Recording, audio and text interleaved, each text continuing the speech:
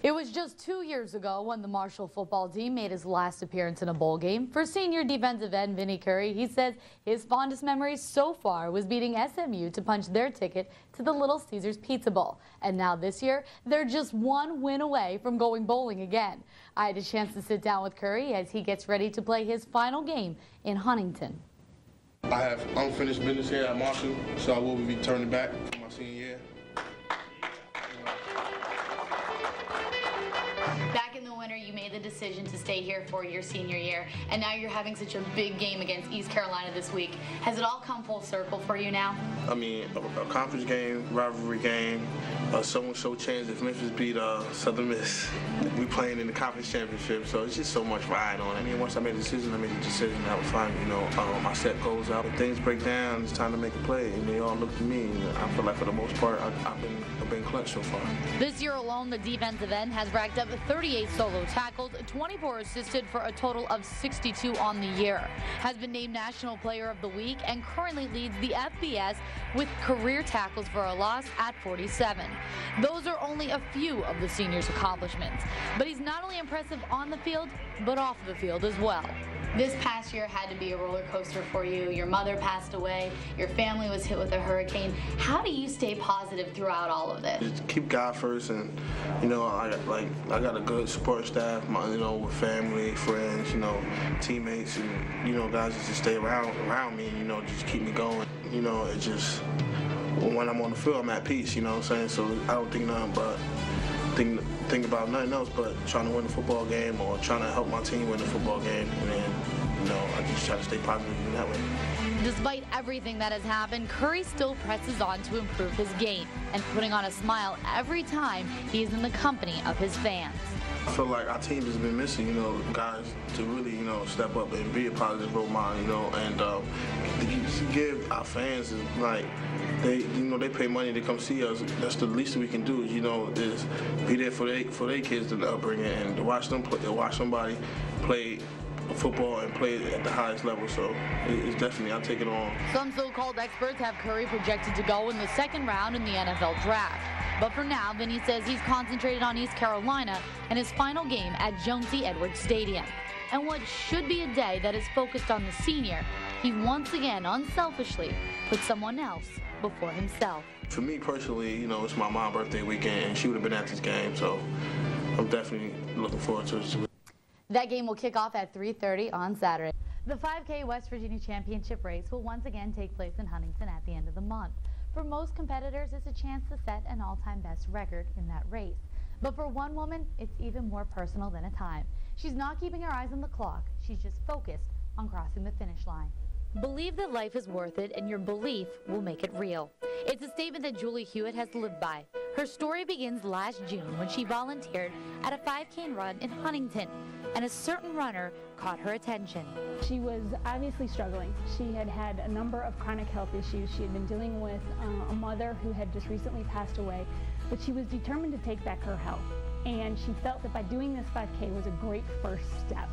So I felt like I was her cheerleader walking her through Huntington, and I remember coming across the finish line and she had a huge number of supporters cheering her on, and it really felt good doing that. But little did she know she would be in a similar situation. A few short weeks after the event, I was actually diagnosed with cervical cancer.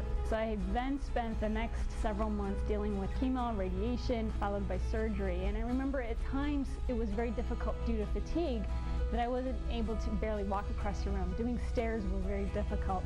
Even though the cancer affected her physically, she would not let it bother her mentally. And I would tease my children that I would run that race again this summer. It was kind of a goal. The mother of three continued her rehab, and although it took an hour to do her first mile since she was diagnosed, it never derailed her from her mission. Hewitt even took her story online and started a Facebook group for other women suffering from the disease, titled, I Believe in Tomorrows. Conversations that I had with other women online that I've connected with, they weren't going to be able to do this. They never were going to be able to have that other opportunity. So I really did set it to myself as a goal, something that I could do this summer when I finish treatment. And I would encourage anyone who's going through any type of chronic illness to keep exercising, keep moving, because it really does help battle the fatigue. Now, 1 year later, with her cancer in remission, this Huntington woman has always believed life is worth it. But the goal has just made it that much more real. I do. I think that everything happens for a reason, and once you understand it and the purpose, then it's your responsibility to follow through on it. That race will take place on June 25th. On Monday, we introduced you to Mike Janik, Scooter Berry, Jason Gwaltney, and Thomas Claiborne, 4 former college football players preparing for Pro Day. I had a chance to work out with them for an entire day and learn more about their schedule. First up, a Pilates class working the core of the body. I mean, these boys have played football since they were, 8 and 9 years old, and so all this kind of training wasn't available to them. And so as they go forward and they get into the next level in the NFL, they're going to find that they're going to have to use all of these strengths, and especially their core. I concentrated on not falling over, but you really do feel the burn without any weights. Don't worry though, there are weights coming up. Going where no woman has gone before, the Man Cave, more commonly known as the HIIT Center, where these guys work on their technique. There is little downtime in between each rep, and you add more weight as you go. Hey, I'm with you. Come on, let's go. Come on. They might have struggled on that last one. Then the players practice the 40-yard dash, a big part of Pro Day and the NFL Combine. Speed director Dan Pickens explains it's not as simple as line up and run. The easiest way to think about it is to step up and step down on the ball of your foot and turn over. Is it almost coming over like I would do hurdles? Like a hurdle? Kind of. Okay. Time it straight up and around, and what you'll look like when you come out is that guy on the wall. Looking something like that. Next, it was on to Butch Hiles' martial arts and boxing studio. Chris will be our instructor, and the first thing he says to me, and I quote, "If you still like me after this workout, you're crazy." Words of encouragement. This was a full body workout with agilities and push-ups that seemed like every minute. I stopped counting at about around 300. But one thing about working out with these football players is that they're constantly motivating each other as they train. After an hour and a half, it was my favorite part of the day, hitting the bag.